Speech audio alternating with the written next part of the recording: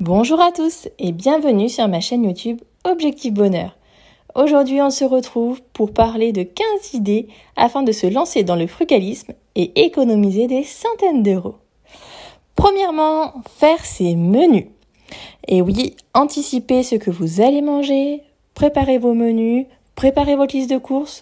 Tout ça va vous aider à économiser énormément d'argent. Parce que grâce à ça, vous allez enfin éviter le gaspillage, acheter simplement les quantités qu'il vous faut et ainsi gagner beaucoup d'argent. Vous allez aussi pouvoir faire vos listes de courses en fonction des prix du moment, des fruits et légumes de saison. Et ça, clairement, ça n'a pas de prix.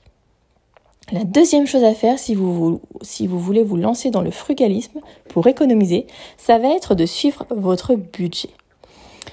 J'ai fait plusieurs vidéos sur le suivi de mon budget, une première sur le budget de l'année 2023 et une seconde sur mon budget à partir de septembre 2023.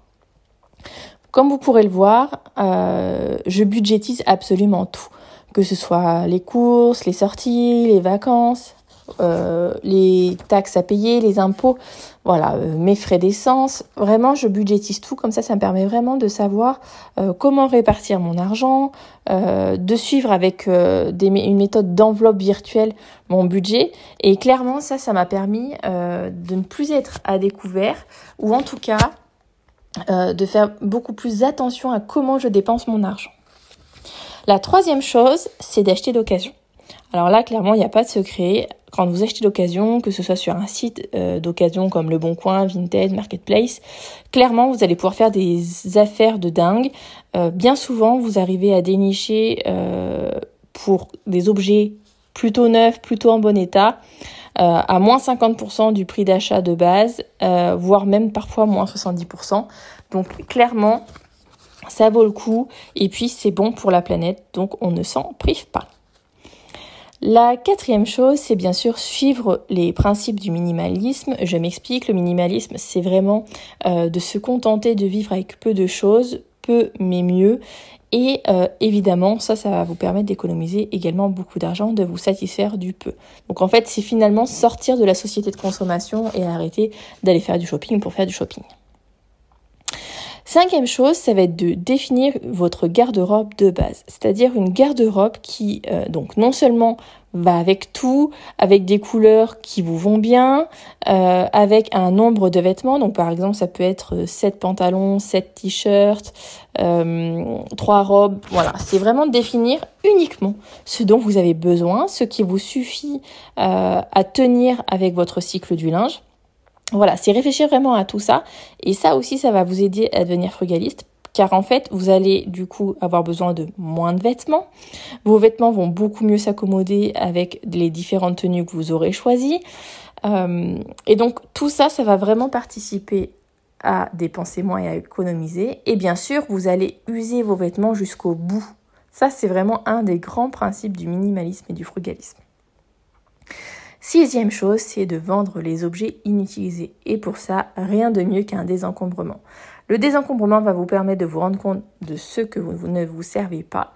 Et ensuite, vendez ces objets. Non seulement ça va vous faire de l'argent, mais en plus de ça, ça va vous faire de la place. Septième astuce, résilier ses abonnements. On a tous des abonnements, ou on a tous eu des abonnements à Netflix, à une salle de sport où on va plus. Parfois même, il y a des systèmes d'abonnement pour aller chez l'esthéticienne, pour louer, je sais pas moi, des jouets. Arrêtez, clairement arrêtez tous ces abonnements parce que ça fait des centaines d'euros cumulés et sur l'année, ça peut même faire des milliers d'euros. Essayez de regarder moins la télévision, faites d'autres activités en tout cas, mais qui sont gratuites. Et justement, ça va être mon 8e point. Faire des activités gratuites. Allez marcher, allez à la médiathèque. Même à la médiathèque, ils peuvent vous proposer gratuitement des films, des séries. Maintenant, ils ont beaucoup de plateformes en ligne, donc ça, c'est génial. Et ça peut vous éviter du coup des abonnements à des plateformes comme Netflix, Prime Video, etc. Vous pouvez aussi vous renseigner auprès de votre mairie avec différentes animations gratuites qui sont souvent mises en place. Bref, vous avez un large choix d'activités gratuites, donc profitez-en. Et souvent, l'été, c'est encore mieux, il y a encore plus de choses à faire avec des marchés nocturnes, des concerts, voilà, tout un tas de choses à faire, super sympa. 9e chose que vous pouvez faire pour vous lancer dans le frugalisme et économiser, c'est faire un jardin. Alors bien sûr, pour faire un jardin, il faut avoir un petit extérieur. Si vous n'avez pas d'extérieur, rien ne vous empêche de planter quelques graines sur votre balcon ou sur un rebord de fenêtre. Mais en tout cas, le fait de planter ces légumes et de les récolter, ça vous fera également gagner de l'argent. Et surtout, c'est une activité hyper ludique pour vous, pour vos enfants, vos amis. Vous pouvez même faire ce genre de choses avec des amis. 10e chose, c'est d'éviter les crédits à la consommation. Alors bien sûr, il y a des achats comme l'achat d'un appartement ou d'une maison, même l'achat d'une voiture où on ne peut pas se permettre d'avoir l'argent, ou en tout cas sinon il faudra attendre des années et des années pour pouvoir se le permettre, et sinon on va verser un loyer. Par exemple, si on attend d'avoir suffisamment d'argent pour acheter une maison, on va verser des loyers dans le vide, donc c'est pas le but. Donc faire un crédit à la consommation, en tout cas... Enfin, c'est même pas crédit à la consommation finalement, c'est un crédit immobilier. Donc, pour tout ce qui est voiture et maison, je dirais que on n'a souvent pas le choix. Mais par contre, après tout le reste, si c'est pour acheter une télé, si c'est pour partir en vacances, si c'est pour offrir un cadeau à vos enfants, tout ça, c'est non. Clairement, c'est soit on achète ce qu'on peut se permettre, soit sinon on passe son tour et soit on choisit quelque chose qui est dans notre budget, soit sinon, tant pis en fait. Donc voilà, ça c'est vraiment quelque chose dont il faut prendre conscience parce qu'aujourd'hui c'est tellement simple de faire des crédits à la consommation qu'il faut essayer de prendre ce recul et de se dire ok, si je n'ai pas les moyens, je ne peux pas me le permettre, donc je ne l'achète pas. 11e chose qui peut aussi vous faire économiser beaucoup d'argent, c'est de faire votre lunchbox. Alors je sais que parfois on peut avoir des tickets resto, des cantines d'entreprise, vous pouvez aussi avoir des restaurants pas très loin de votre travail, mais clairement ça c'est ce qui va vous coûter énormément cher, et quand vous allez calculer combien vous gagnez par jour par rapport à votre salaire et combien peut vous coûter un restaurant, par exemple aujourd'hui c'est entre 15 et 20 euros quand vous allez au restaurant, clairement le calcul est vite fait et ça peut vraiment vous faire économiser beaucoup d'argent. 12e chose, ça va être de manger moins de viande. Alors, manger moins de viande, c'est non seulement bon pour le porte-monnaie, surtout quand on voit le prix de la viande, mais c'est également très bon pour la planète, ça limite les émissions de CO2.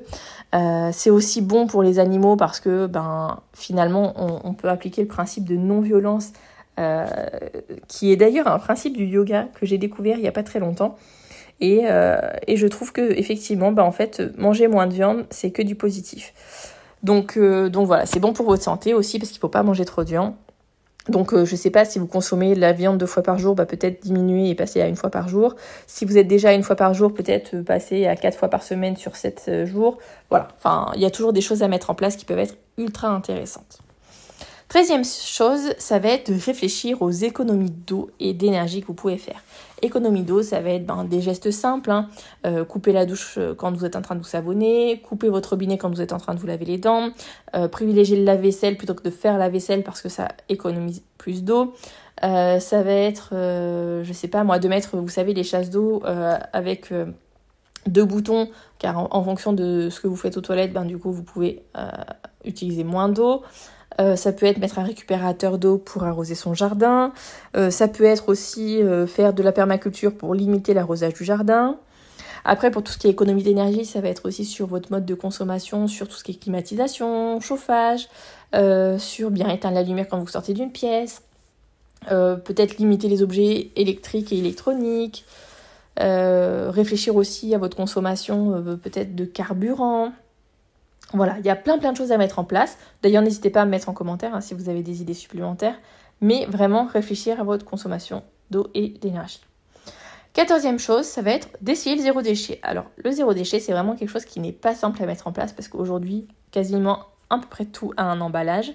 Mais en tout cas, ça peut être peut-être limiter vos déchets en faisant vous-même vos produits d'entretien.